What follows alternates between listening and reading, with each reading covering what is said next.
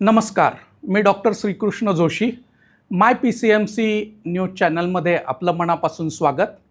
होय मी रिंगणात या कार्यक्रमाअंतर्गत आपण इच्छुकांच्या गाठीभेटी आणि त्याचबरोबर त्यांच्याशी गप्पा मारत असतो. तर आज आपल्याकडे आकुर्डी या प्रभागामध्ये इच्छुक असलेले श्री कैलासजी कुटे आपल्या स्टुडिओमध्ये आलेले आहेत. त्यांचं मनापासून स्वागत. आणि आपण आज त्यांच्याशी त्यांच्या प्रभागाबद्दल, एकंदरीत पिंपरी चिंचवडच्या निवडणुकांबद्दल त्यांच्याशी सविस्तर चर्चा करणार आहोत. कैलासजी, आपलं मनापासून स्वागत. धन्यवाद. निवडणुकीचा बिगुल वाजलेला आहे आणि मला वाटतं आपला वाढदिवस पण नुकताच साजरा झालेला आहे.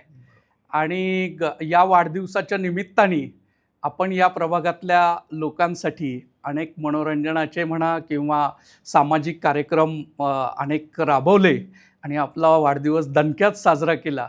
आणि आता निवडणुकीचं बिगुल वाजलंय, आपण इच्छुक सुद्धा आहात. कैलासजी कुटे म्हटलं की एक उच्च दर्जाचा बांधकाम व्यावसायिक म्हणून आपली प्रतिमा आकुर्डी आणि या संपूर्ण पिंपरी चिंचवडमध्ये प्रसिद्धच आहे. म्हणजे वास्तविक पाहता विटांचं बांधकाम करणारा माणूस हा माणसांची मनं बांधण्यासाठी कसं काय इकडे वळला? काय सांगाल कैलासजी आपल्या एकंदरीत जीवन प्रवासाबद्दल? ॲक्च्युली सुरुवातीचा काळ माझा हा एक सामाजिकच होता. एक नोकरीतून पूर्वी शेती होती आमची आकुर्डीमध्ये. तर पूर्वी आम्ही सर्व भावंडं शेतातच काम करायचो आणि शेतामध्ये जे उत्पन्न तयार होईल, मुळा असेल, कोबी असेल, मेथीची भाजी असेल, तर ते विक्रीसाठी पण आम्हीच बसायचो. दुग्ध व्यवसाय होता, दूध विक्रीचाही व्यवसाय आम्ही करायचो. आमची फॅमिली पूर्णपणे मूळतः शेतकरीच. अजूनही आमची शेती आकुर्डीमध्ये आहे आणि शेती हा मुख्य व्यवसाय आमचा. त्यानंतर मग आम्ही हळूहळू नोकरीकडे वळालो. नोकरी करता करता मग व्यवसायाकडे वळालो.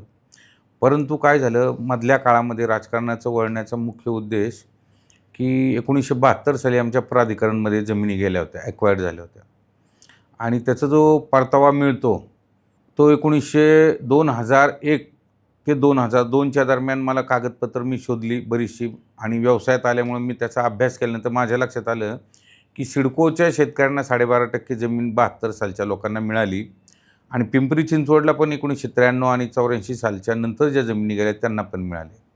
माझ्या लक्षात आले की आपलं एवढं शिक्षण झाले, सगळं झाले आणि आपल्यामुळं शिक्षणामुळं जर आपल्याला काही बेनिफिट होत असेल तर आपल्या मूळ शेतकऱ्यांना त्याचा बेनिफिट झाला पाहिजे.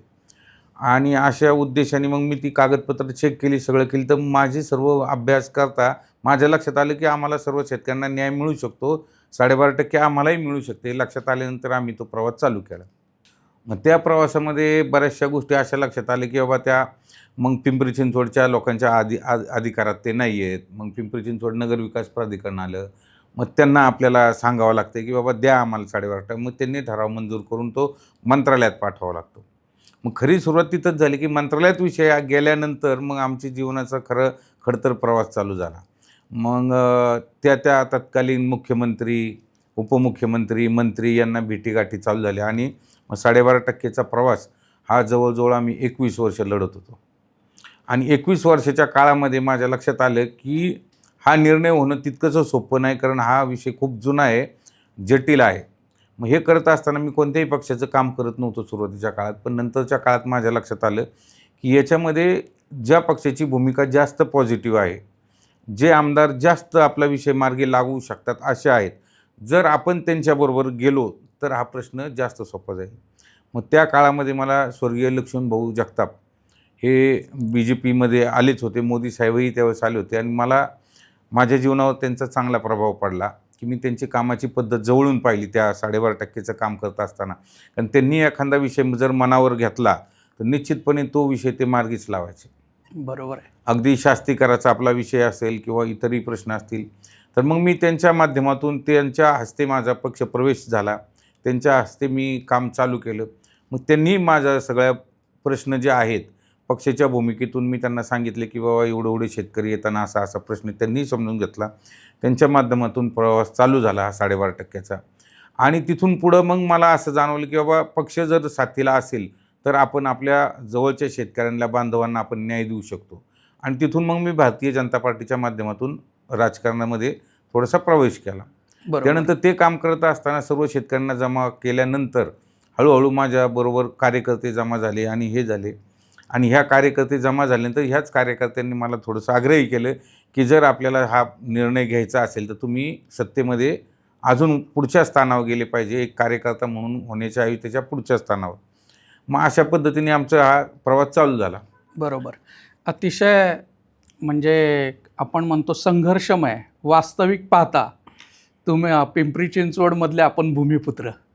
कारण भोसरी असेल, आकुर्डी असेल, चिंचवड असेल किंवा पिंपरी भाग असेल, ही जुनी गावठणं होती. बरोबर. आणि आपण म्हटले की आपण या मातीतूनच जन्माला आले आणि या मातीच्या प्रश्नासाठीच उभे राहिले. बरोबर. 21 वर्षाचा संघर्षाचा लढा दिला आणि स्वर्गीय लक्ष्मण भाऊ जगताप यांच्याबरोबर काम करण्याची आपल्याला बरोबर. संधी मिळाली. त्यांनी शास्तीकराचा प्रश्न लावून धरला. त्या प्रवाहामध्ये आपण बरोबर. या भागामध्ये आले. बरोबर. वास्तविक पाहता आपण उच्च शिक्षित आहात. आपण M.Com ही पदवी म्हणजे आपण ज्याला म्हणतो की एक अकाउंट म्हणजे जिथे पैशाचा व्यवहार असतो, ज्याला पैशाची गणितं जमतात. मग हे पैशाचं गणित जमता हे राजकारण करून सत्तेचं गणित जमवावं असं का आपल्याला वाटलं? आणि काय वाटतं तुम्हाला इथले कुठले महत्त्वाचे प्रश्न आहेत की जे आत्ता ज्वलंत आहेत? नाही, आता हा प्रश्न मिटवत असताना मला भारतीय जनता पार्टीकडनं देवेंद्रजी असतील आणि महेशदादा असतील किंवा अश्विनीताई जगताप पण होत्या मध्ये आमदार, आणि शंकरभाऊ ज्यावेळेस शहराध्यक्ष होते त्या काळात आमचा 12.5%चा प्रश्न चांगल्या पद्धतीने मिटलाही आणि शेतकऱ्यांना त्याच्यातून चांगलं खूप फायदाही झाला. पण मध्यंतरीच्या काळात मी पाहिलं की ज्यावेळेस मित्रमंडळी जमा झाली, शास्तीकराचा प्रश्न असेल हा सर्व नागरिकांचा होता, तो स्थानिक लोकांचा नव्हता. तर गुंठा, 1.5 गुंठा, अर्धा गुंठा घेतलेले जे आपल्या भागातले नागरिक आहेत त्यांची ही समस्या मी पाहिली की 1 लाख रुपये, 1.5 लाख रुपये, 25,000, 50,000 कोणाची जप्ती आलेली आहे शास्तीकरामुळं, की बाबा नोटीस आली की हे पैसे भरण्यात हे करू. मी पाहिल्यानंतर माझ्या लक्षात आलं हे तर सर्व अल्प उत्पन्न गटातले व्यक्ती आहेत आणि यांना एवढा शास्तीकर म्हणजे हा खूप जुलमी कर लावला गेलेला होता. आणि तर सर्व महानगरपालिका महाराष्ट्रातल्या आहे त्यांच्यावरती नाही आहे, मग आपल्यावरतीच का?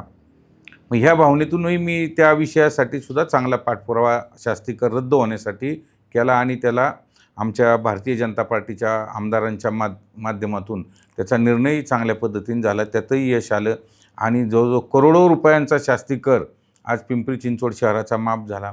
आणि त्यातल्या त्यात आमचा जो प्रभाग आहे, प्रभागामधले खूप साऱ्या लोकांचे जवळजवळ 75% लोकांचे आज शास्तीकरातून मुक्ती झाल्यामुळं करोडो रुपयांचा फायदा झाला. त्यामुळं मला भारतीय जनता पार्टीचं काम करताना पहिल्यापासूनच तुम्हाला सांगितलं की माझा जसं 12.5%चा निर्णय झाला आणि माझ्या इतर शेतकरी बांधवांचा झाला, त्याचप्रमाणे शेतकरी जे शास्तीकराचा जो विषय होता तो तुम्ही मगाशी म्हणले स्थानिक, परंतु हे जे नागरिक आहे हे सर्व स्थानिक नाही आहेत. 95% हे बाहेरून आलेले नागरिक आहेत आणि यांच्यामुळं आमच्या आकुर्डी गावाचा प्रभाग 14चा खूप मोठा टप्प्याटप्प्याने विकास झालेला आहे आणि त्या नागरिकांवर हा झालेला अन्याय मला बरोबर वाटत नव्हता. मग मी त्यासाठीही पाठपुरावा केला, त्यातही यश आलं. आपण सांगताय मला की साधारणतः 95% 90% लोक हे बाहेरचे आलेत आणि 72च्या काळापासून तुम्ही उल्लेख केला. म्हणजे मला एक गोष्ट खूप आनंदाची वाटली की म्हणजे इथे मातीला आता सोन्याचा भाव आहे, पण तुम्ही आकुर्डीतली शेतजमीन तुमची टिकून अजूनही तिथे शेती करताय आणि कांदा, मुळा यासारख्या भाज्या विकण्यापासून सुरू केलेला, दुग्ध व्यवसायापासून सुरू केलेला जो तुमचा व्यावसायिक भाग आहे तो आता उच्च दर्जाच्या इमारती बांधण्यापर्यंत येऊन पोचला आहे, कारण नागरिकांची राहण्याची गरज आहे. पण पिंपरी चिंचवड म्हटलं की प्राधिकरण जसं सुटसुटीत मोठे रस्ते, छान तिथलं सगळं वातावरण, छान झाडी आणि सुंदर टुमदार बंगले, पण आकुर्डीत आलं की थोडं गावठाण असल्यासारखं वाटतं. मग एवढा मोठा म्हणजे खरं पिंपरी चिंचवडचा हा भाग आहे की नाही, काही वेळा अशी मनात शंका येते. तर आपण इच्छुक आहात आणि काय वाटतं हा भागाचा विकास का फारसा होऊ शकला नाही किंवा त्यातल्या काय अडचणी तुम्हाला जाणवतात? आता ज्या वेळेस 1965 साली आपल्या भागात कंपन्या यायला सुरुवात झाली, MIDC स्थापन होण्यास सुरुवात झाली, त्या काळानंतर बरेचसे कामगार त्या काळामध्ये आले आणि आज ते ज्येष्ठ नागरिक आहेत, त्यांची मुलं आणि आम्ही एकत्र शाळेत गेलो आहे. त्याच्यामुळं ते आता इथले स्थानिक आहेत, त्यांची सातबाऱ्यावर नाव आलेली आहेत. तर त्या काळात जे लोक आली ते आज इथले स्थानिक आहेत आणि माझ्याबरोबर ते वाढले, त्यांच्या चौथ्या पिढ्या आहेत. त्यामुळे त्यांनाही मी इथले गाववाले, आकुर्डीचे गाववालेच संबोधणार कारण आज त्यांची 4थी पिढी या भागांमध्ये चालू आहे. तर त्या काळामध्ये अर्धा गुंठा, 1 गुंठा, 2 गुंठे जागा घेणं हेच प्रतिष्ठेचं होतं, की माझं एक स्वतःचं घर झालं आहे बाबा आणि मी या ठिकाणी मी प्रस्थापित झालेलो आहे. ह्याचा एक आनंद होता त्या काळामध्ये आणि त्या परिस्थितीमध्ये. कारण त्यावेळेस सायकली होत्या आणि टू व्हीलर होत्या. त्या काळामध्ये मला आठवतं की 4 व्हीलर असणारा माणूस म्हणजे अब्जाधीश, खूप मोठा माणूस, खूप कमी लोकांमध्ये. त्या काळामध्ये ही घरं खूप छान होती, सुंदर होती, टुमदार होती. जाण्या-येण्याला अडचणी नव्हत्या आणि तो प्रवासी चांगल्या पद्धती. पण काळाच्या ओघामध्ये टू व्हीलर आल्या, 4 व्हीलर आल्या, कुटुंब वाढली. एका कुटुंबामध्ये जी 2 होती, 4 मुलं होती, त्यांचं प्रमाण वाढलं. असं करून मग ते अनऑथराईजचं जे पूर्वीच्या काळात जे चांगलं होतं ते नंतर अनऑथराईज म्हणायला लागलो आपण त्याला आणि नंतर प्लॅन 5चा काळ आला. त्यावेळेस प्राधिकरणमध्ये प्लॉटिंग झालं आणि आकुर्डीमध्ये त्या काळामध्ये ह्या जो डेव्हलपमेंटचा जो भविष्यात काय होईल, जसं सोन्याचे भाव गेल्या वर्षी ज्यांनी सोनं घेतलं त्यांचं डबल झाले, 1 वर्षामध्येच डबल झाले, 6 महिन्यातच डबल झाले. खरंय. तर ही जर तुम्हाला किंवा मला कल्पना जर असती तर आपण तसं केलं नसतं. बरोबर आहे. तर त्याच पद्धतीने जर आपल्याला शेतकऱ्यांना म्हणजे आम्ही आमच्या भागात आमचे जे मित्र आहेत लहानपणापासून आम्ही एकत्र वाढलेलो आहोत, आम्हाला सर्वांना जर कळलं असतं प्राधिकरणाचा रेट हा असा होईल डेव्हलपमेंट आणि इथं असं होईल, तर आम्ही निश्चितपणे सगळ्यांनीच प्राधिकरणात गेलो खरंय, असतो. खरंय. पण तो त्या काळातला तो प्रश्न होता. परंतु आता जर आपल्याला डेव्हलपमेंट जर करायची ठरली तर निश्चितच आज वाव आहे का, तर आज वाव आहे. पुढील 100 वर्षाचं डेव्हलपमेंट आजही होऊ शकतं. गव्हर्नमेंटनी जर का आपल्याला साथ दिली, चांगले नगरसेवक जर व्हिजन घेऊन आले, तर हे निश्चितपणे खूप मोठा ट्रिमेंडस बदल घडेल. आज दत्तवाडी, विठ्ठलवाडी जो प्रभाग 14 आहे मोहननगरपर्यंत आणि रामनगरमध्ये असेल किंवा चिंचवड स्टेशनचा एरिया, आज तिथंही बहुमजली इमारती होऊ शकतात 100%. फक्त तिथं काय आहे, संवाद साधणं गरजेचं आहे, पालिकेशी चर्चा करणं गरजेचं आहे, मंत्रालयापर्यंत काही ज्या आता जे DP मंजूर होणार त्याच्यामध्ये काही बदल करून आपल्याला घ्यावे लागतील. निश्चितपणे याही ठिकाणी 24-24 मजली, 35-35 मजल्याच्या इमारती उभ्या राहू शकतात. फक्त आपल्याला तिथल्या नागरिकांचं जे आहेत ते प्रबोधन करावं लागणार आहे आणि त्या माध्यमातून आमच्या भागातले ज्या पार्किंगचे प्रश्न निर्माण झालेत. आज पूर्वी फक्त 4 व्हीलरच्याच अडचणी होत्या, परंतु आज 2 व्हीलर लावायला सुद्धा जागा मिळत नाही आहे. खरंय. आणि ही परिस्थिती निर्माण झालेली आहे. पण याच्यावरती मार्ग हाच आहे की बाबा रस्ते रुंद करू शकत नाही, कारण घरं खूप जवळ बांधलेली आहेत, त्याच्यामध्ये तोडावं लागतील. याच्यामध्ये एकत्रित सामूहिकरित्या बांधकाम करणं हा एक पर्याय आहे. तसंच आपल्या परिसरामध्ये तो जो भाग आहे मोहननगर, आकुर्डी, दत्तवाडी हा जो परिसर आहे, इथं गावठाणचा जो डबल FSI असतो ते गावठाण म्हणून किंवा कंजेस्टेड एरिया म्हणून जो डबल FSI मिळतो तो मंजूर करून घेतला तर निश्चितपणे चांगल्या इमारती बांधतील. आणि प्रबोधन करून आपण जसं रिडेव्हलपमेंट म्हणतो की सोसायट्यांचं रिडेव्हलपमेंट होतं, तसंच हे रिडेव्हलपमेंटच्या अंडर जर घेतलं तर FSI पण वाढून मिळेल, डबल FSI घेतला तर त्याचा FSI वाढून मिळेल आणि त्याच्यामध्ये एकत्रितपणे बांधकाम करण्यास गव्हर्नमेंटनी जर चालना दिली तर निश्चितपणे आमच्या भागाचं एकदम मुंबई किंवा सिंगापूर म्हणतो त्याच्यापेक्षा चांगल्या प्रतीचं बांधकामं तयार होतील आणि त्याला फक्त चांगल्या नेतृत्वाची गरज आहे. बरोबर आहे. म्हणजे जुन्या काळी लोकांनी 1 गुंठे 2 गुंठे घेऊन बांधलेली घरं आहेत, त्या काळात ते सुखी होते. बरोबर. पण आज त्यांना राहायला घरं आहे पण गाडी लावायला जागा हो, नाही, बरोबर, अशी बरोबर, परिस्थिती बरोबर. आकुर्डीच्या भागामध्ये निर्माण झालेली आहे. बरोबर. म्हणजे बाहेर जायचं तर गाडी डोक्यावर घेऊन चालत जावं का काय, अशी परिस्थिती आता तिथे हो. रस्त्याची निर्माण झालेली आहे.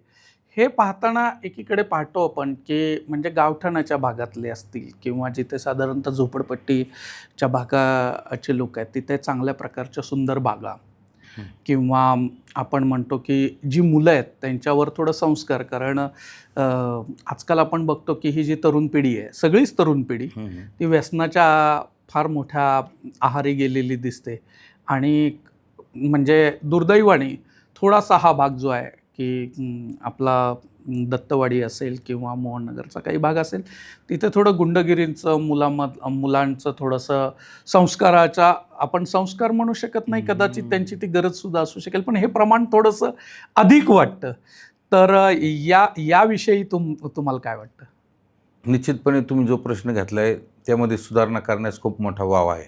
पण आपल्याला जसं सांगितलं की बाबा जसं बांधकामाचा विषय निघाल्यानंतर प्रबोधनाची गरज आहे, तसंच ह्या विषयामध्ये सुद्धा नागरिकांशी चर्चा करून त्या भागामध्ये जर का आपण प्रबोधन केलं आणि त्या भागामध्ये ज्या अडचणी तयार होतात.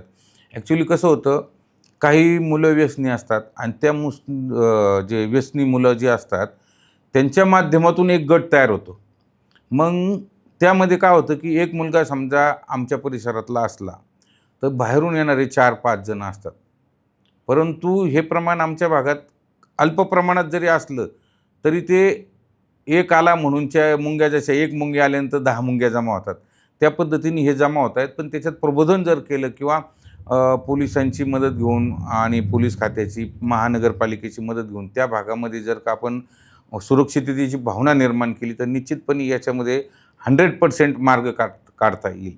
परंतु ह्याच्यामध्ये जसं तुम्ही सांगितलं की काही ठिकाणी आपले जे विचारांची संकल्पना किंवा लोकांपर्यंत आपले विचार पोचवणं हे कमी पडतं आहे.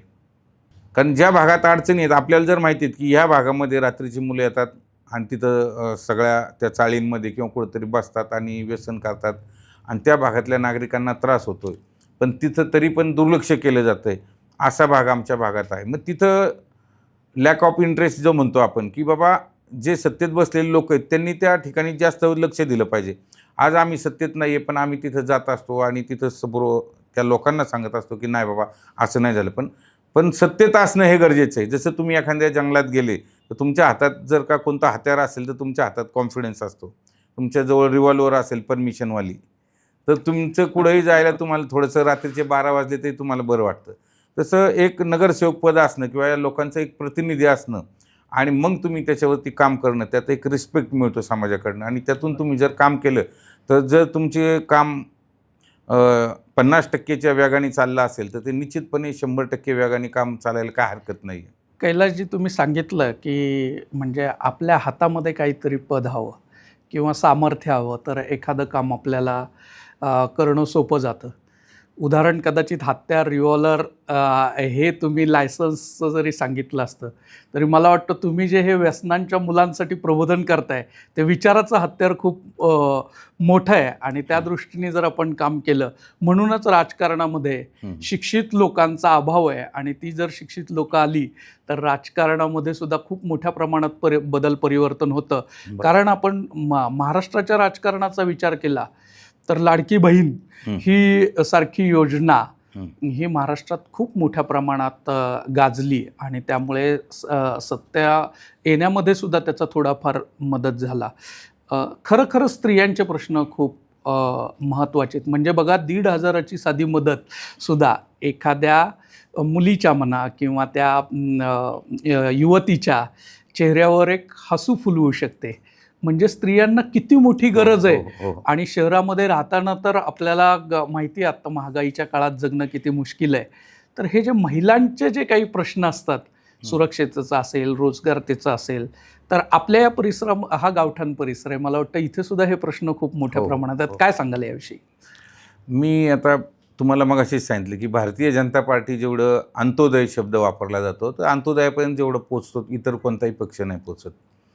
आणि मी जे बोललो तुम्हाला की भारतीय जनता पार्टीमध्ये मला काम करायला का आवडतं तर बरेचसे प्रश्न त्यांनी मिटवलेत.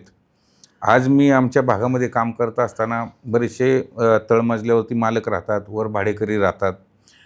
परंतु जे नवीन आलेले लोक आहेत 10 वर्षापूर्वी 5 वर्षापूर्वी त्यांचं उत्पन्न हे खूप जास्त नाही आहे. जसं प्राधिकरणात एखादा माणूस रेंटलनी फ्लॅट घेतो तर त्याचं उत्पन्न निश्चितपणे लाखांमध्ये असतं कारण तिथं भाडंच 25-30 हजार असतं. तर आमच्या प्रभागाचं वैशिष्ट्य आहे की बाबा तिथं आता काही उच्चभ्रू सोसायट्या पण झालेल्या आहेत. परंतु काही भाग जो आहे दत्तवाडीच्या परिसरात तर तिथं मध्यमवर्गीय आणि लोक राहतात आणि कामगार वर्ग राहतो. उत्पन्नाचा दर्जा खूप कमी आहे आणि जास्तवाले पण आहेत. तर जिथं कमी आहेत तिथं जर 1,500 रुपये जरी धरले आपण तरी दिवसाचे साधारणतः 50 रुपये होतात. पण त्या 50 रुपयामध्ये तिथं भाजी पण खरेदी केली जाऊ शकते. मी अतिशय जवळनं हा प्रश्न पाहिला आहे कारण मी जवळजवळ 5,500 महिलांचे 5,300 महिलांचे फॉर्म भरले लाडक्या बहिणींचे. बऱ्याचशा महिलांना हे फॉर्म भरता येत नव्हते. तर मी माझ्या जवळजवळ 10 लोक माझे रोज सकाळी 7:30 वाजल्यापासून रात्री 11 वाजेपर्यंत फॉर्म भरायचे आणि मग ते फॉर्म मी भरून दिलेत. म्हणजे अक्षरशः कितीतरी महिला रात्री 11 वाजता पण फॉर्म भरायला आल्यात आणि कितीतरी महिला कामाला जायच्या आधी 7:30ला पण आलेल्या आहेत. म्हणजे ही त्यांची गरज मी पाहिली की दादा मला कामाला जायचं मला वेळ नाही हो माझं फॉर्म भरायचं आहे. ही गरज मला त्यांनी व्यक्त केलेली आहे, कारण आम्ही काम सोडू शकत नाही, आम्हाला कामाला जावंच लागेल. मग 9ला जातं आहे, कोण 10ला जातं आहे. मग मी सकाळी लवकर चालू केलं. काही महिला उशिरा कामावरून येत आहेत, तर त्यांच्यासाठी पण सुविधा दिली. त्यातून जवळजवळ 3,500 महिलांचे फॉर्म मंजूर झाले. यातल्या काही महिलांनी अक्षरशः म्हणजे डोळ्यात पाणी आलं त्यांच्या, रडत आले की आमचे पैसे आमच्या अकाउंटवर आले. म्हणजे ही भावना खूप तीव्र होती. कितीतरी महिला अशा आहेत की बाबा त्यांच्याकडं पैसे नाही आहेत, सून पण कामाला जाते, मुलगा पण कामाला जातो, तरी मुलं शिक्षणासाठी आहेत, अडचणीत आहे. पण ती जी एक आई आहे, तिला कुठंतरी लेकीकडे जायचं असतं आणि लेकीकडे जाताना कुठंतरी सुनेकडे किंवा मुलांकडे सारखे पैसे मागावे लागत असतात. परंतु हे पैसे त्यांच्या अकाउंटवर आल्यानंतर त्यांना हक्काचं, माझ्या मुलीकडे चालले तर मला ₹2 नातवांसाठी काहीतरी न्यायचं मिळतं आहे पैसे, ह्याचा आनंद खूप मोठा मिळतो. म्हणजे असे खूप गरिबांचे खूप मोठे असे प्रश्न मी जवळनं पाहिलेले आहेत की वाईट वाटतं, म्हणजे की ही योजना किती गरजेची आहे त्यावेळेस जाणवतं, जेव्हा आपण अंत्योदयापर्यंत पोहोचतो, गरिबांपर्यंत पोहोचतो. आणि हे काम खूप म्हणजे सगळ्यात जर चांगलं काम झालं असेल तर हेच झालं आहे. तुम्ही जर त्या महिलांच्या घरी गेले आणि बोलले तर तुम्हाला जाणवेल की खरंच हे विषय खूप महत्त्वाचा होता. म्हणजे आपल्या महाराष्ट्र सरकारने लाडकी बहिणी योजना आणली आणि तुम्ही 5,500 महिलांचे भाऊ झालात आणि ती योजना सक्सेस कशी होईल यासाठी आपण प्रयत्न केला. तसंही तुमची ओळख कैलास भाऊ म्हणूनच या भागामध्ये प्रसिद्ध आहे. तर हा भाऊ जो आहे त्याला आता पक्ष साठी इच्छुक आपण आहातच. 2 वेळा आपण निवडणूकसुद्धा लढवली आहे. त्याचाही आपला अनुभव आपल्या पाठीशी आहे की या भागातले प्रश्न सोडवताना कोणकोणते महत्त्वाचे ज्वलन प्रश्न आहेत. तर आकुर्डी हा प्रभाग जो आहे, आता जो इलेक्शन पॅटर्न आहे त्यामध्ये मिळून प्रभाग निर्माण झालेत. पूर्वी वॉर्ड होतं आणि आता प्रभाग निर्माण झालेत. त्यामुळं आपल्याबरोबर काही सहकारी आपले असून आपण सगळेजण एकत्र मिळून आता पक्षाचं काम करणार आहोत. ही खूप एक चांगला बदल निवडणुकीच्या माध्यमातून निर्माण झाला. तर या प्रभागाचं आपण एक कैलास भाऊ म्हणून महिलांसाठी, इथल्या भूमिपुत्र म्हणून शेतकऱ्यांसाठी, स्थानिक लोकांसाठी, त्याचबरोबर इथे आलेले जे वेगवेगळे व्यवसाय आहेत त्या व्यावसायिकांमध्ये काम करणाऱ्या कामगारांसाठी, किंवा आता या पिंपरी चिंचवड ही सगळ्यात श्रीमंत महापालिका आहे आणि तिचं स्वप्न आहे स्मार्ट सिटी म्हणून. तर आपल्या प्रभागासाठी विजन काय असेल? आता मी हे काम केल्यानंतर PM विश्वकर्मा जी योजना निघाली होती, म्हणजे अतिशय चांगली योजना आहे ती सुद्धा. पिंपरी चिंचवड शहरामध्ये काम करत असताना मला जाणवलं की बाबा, जसं मी सांगितलं, भारतीय जनता पार्टीचं काम खूप चांगलं आहे. मोदी साहेब एका गरीब कुटुंबातून नेतृत्व पुढं आल्यामुळं त्यांना गरीब अंत्योदयापर्यंत जाण्याची किंवा इच्छा जी आहे, जसं मला पण वाटतं की गरिबांची कामं जास्त झाली पाहिजेत आणि त्यांना गरज जास्त आहे. तर ती PM विश्वकर्मा योजना जी आहे ती जवळजवळ आपण 1800 फॉर्म भरलेत. आणि मला असं वाटतं, म्हणजे अभिमान पण वाटतो आणि 100% असंच आहे की सगळ्यात जास्त अख्ख्या पिंपरी चिंचवड शहरामध्ये प्रभाग 14 मध्ये 1800 फॉर्म भरलेले आपणच आहेत. 200, 300, 400च्या वर पण कोणत्या प्रभागात नाही आहेत.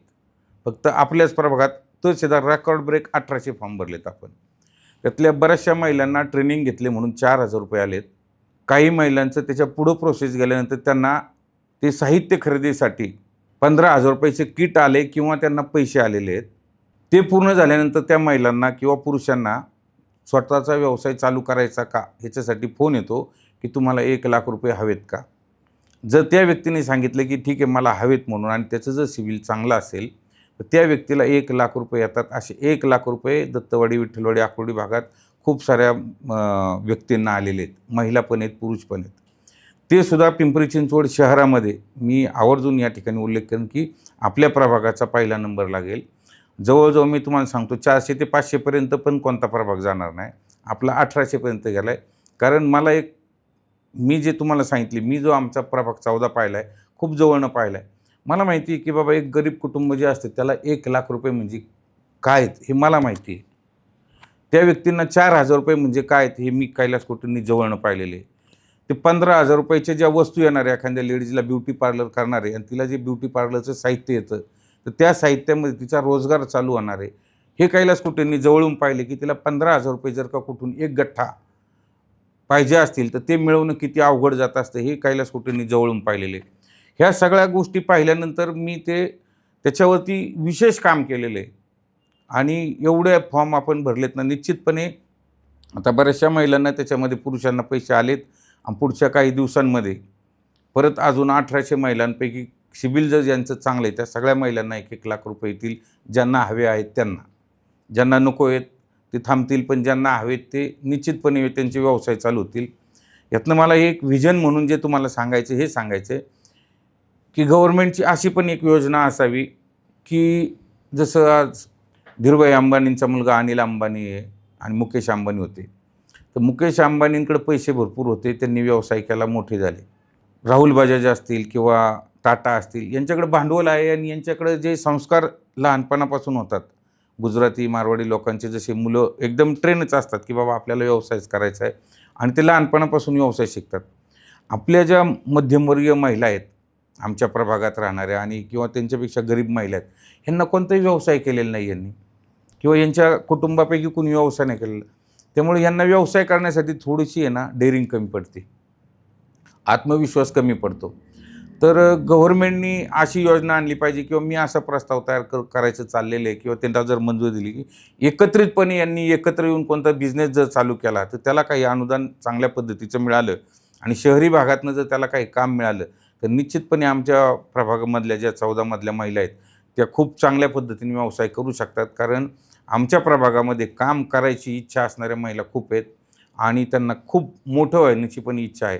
परंतु त्यांना एकत्रितपणे जर चांगला बिझनेस मिळाला, उदाहरणार्थ कपडे शिवण्याचे यंत्र असतील, शिलाई मशीन असतील, गव्हर्नमेंटनी इंडिव्हिज्युअल एक दिलेले आहेत. पण अशा खूप महिला आहेत की त्यांनी ते मशिनरी घेतलेली आहे आणि आडगाळीच्या ठिकाणी ठेवून दिलेले आहेत. कारण काय झालेलं आहे की त्यांना रोजगारच नाही. म्हणजे आजूबाजूला 10 मशीन आलेल्या आहेत, मग 4 महिलांची काहीतरी कामं निघणार, पिको फॉल आणि ब्लाऊज शिवणं किंवा काहीतरी काम, तर 4 महिलांना मिळतं, 4 महिलांना नाही मिळत. तर आज भारतामध्ये सगळ्यात चांगलं कापड व्यवसाय आहे आणि फॉरेनमधून चांगल्या पद्धतीची मागणी आहे. परंतु मोठं बिझनेसचं इन्फ्रास्ट्रक्चर नसल्यामुळं किंवा ह्याच महिलांना एकत्रितपणे जागा जर मिळाली की बाबा तुमच्या घरात तुम्ही ज्या माळ्यावरती ठेवलेल्या मशिनरी आहेत त्यांना काम मिळणार आहे आणि तुम्हाला एक स्पेस मोठी गव्हर्नमेंटतर्फे मिळते आहे आणि तुम्हाला काम पण मिळते.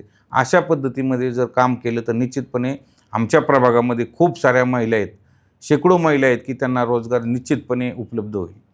आपण काम करत असताना हे पुणे शहर जे आहे ते पेन्शनरचं शहर म्हणून सुद्धा आता त्या पुण्याला एक ओळख मिळते आणि इथे या भागामध्ये खूप ज्येष्ठ लोक राहतात.